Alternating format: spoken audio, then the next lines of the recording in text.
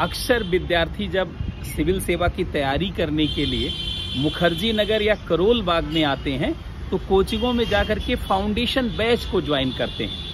Foundation batch में कुछ defined नहीं होता कि क्या पीटी है और क्या मेंस है, दोनों की इंटीग्रेटेड तैयारी के नाम पर फाउंडेशन बैच चलाया जाता है।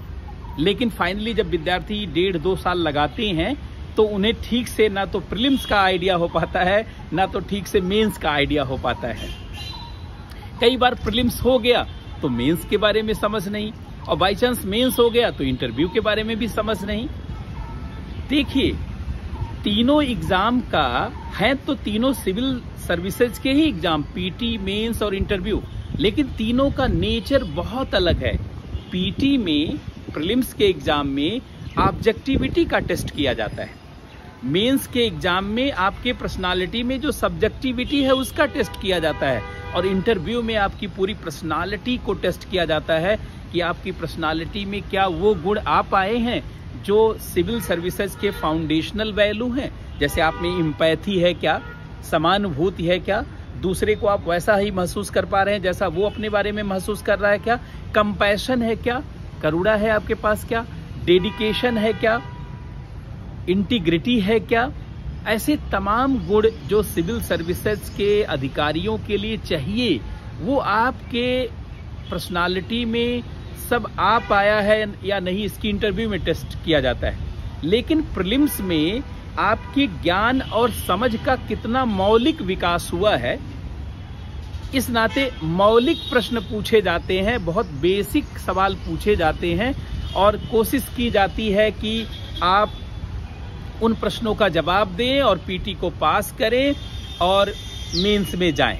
और मेंस में फिर आपके ज्ञान का कितना डायनेमिक विकास हुआ है, कितना मल्टी डायमेंशनल विकास हुआ है, उसको टेस्ट किया जाता है। लेकिन फाउंडेशन बैच इन तीनों आवश्यकताओं को पूरा नहीं करता है, जिसके नाते फाउंडेशन बैच करने के बाद भी विद्यार्थी को पुनः 2-3 साल देना पड़ता। मतलब ये 5 साल का पैकेज होता जा रहा है। इसको प्रोफेशनल स्टडी नहीं कहा जा सकता। ये एक तरीके से देखा जाए तो यह विद्यार्थियों के लिए समय बढ़ाने वाला, जानते हैं, ये बैच बनता चला जा रहा है। मेरा तो सभी विद्यार्थियों से अनुरोध है कि आप पहले तीनों एग्जाम के नेचर को समझें कि प्रीलिम्स के एग्जाम में यूपीएससी क्या पूछना चाहती है और क्यों पूछना चाहती है। आपकी मौलिक समझ और ज्ञान का परीक्षण करती है, तो हर टॉपिक पर आपकी मौलिक समझ, बेसिक समझ, कंसेप्ट और फैक्ट सब आपको पता है या नहीं पता है, उसको आप जानें। मेंस में आपके ज्ञान का कितना बहुआयामी विकास हुआ है, मल्टी डायमेंशनल विकास हुआ है। एक सब्जेक्ट को दूसरे सब्जेक्ट से लिंक करने की जो क्षमता होनी चाहिए वो आपकी पर्सनालिटी में आ पाई है या नहीं, हर चीज को लिंक करके लिखने की कितनी क्षमता आपने अर्जित किया है, साथ में आपका ज्ञान कितना डाइजेस्टेड हो चुका है, इन सभी चीजों का मेंस में परीक्षण किया जाता है। तो मेंस के जो एग्जाम का नजरिया है उसको आपको महसूस करना होगा, और इसी तरीके से इंटरव्यू का नजरिया महसूस करना होगा, और तब 1 साल आपको पूरा देना पड़ेगा प्रीलिम्स, मेंस और इंटरव्यू पर। देखिए, ईमानदारी से कहा जाए तो कम से कम 2 साल लगेगा आपको यूपीएससी में अच्छी रैंक लाने के लिए, जिसमें कम से कम आपको 1 से 1.5 साल का जो समय लगेगा वो तीनों एग्जाम के लेवल के अनुसार अपने आप को उस लेवल के अनुसार अपने आप को एक तरीके से इनकलकेट करने में, और इसके बाद फिर एग्जाम में किस तरीके से दूसरों की तुलना में बेहतर परफॉर्मेंस किया जाए, इसको लेकर के प्रैक्टिस करने में, रिवीजन करने में। अर्थात कम से कम 1 से 1.5 साल तक आपको जम करके तीनों एग्जाम के नेचर को समझ करके अपने आप को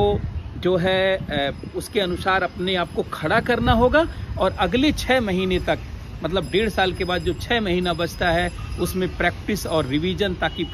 पिछले वर्षों में जो प्रश्न पूछे गए हैं उन पर आपका एक अच्छा, जानते हैं, नजरिया डेवलप हो जाए, और फिर एक मॉक टेस्ट, जानते हैं, पीटी मेंस का आप ले पाएं और कुछ इंटरव्यू का ले पाएं, तो निश्चित रूप से आप जो है सिविल सेवा की तैयारी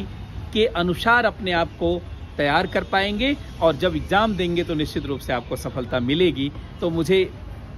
पूरा विश्वास है जो लोग अपनी तैयारी को सही दिशा में, सही लाइन और लेंथ पर आगे लेकर के नहीं जा पा रहे हैं, वो जरूर ले जाने में कामयाब होंगे और इन बातों को ध्यान रख करके अपनी सफलता को सुनिश्चित करेंगे।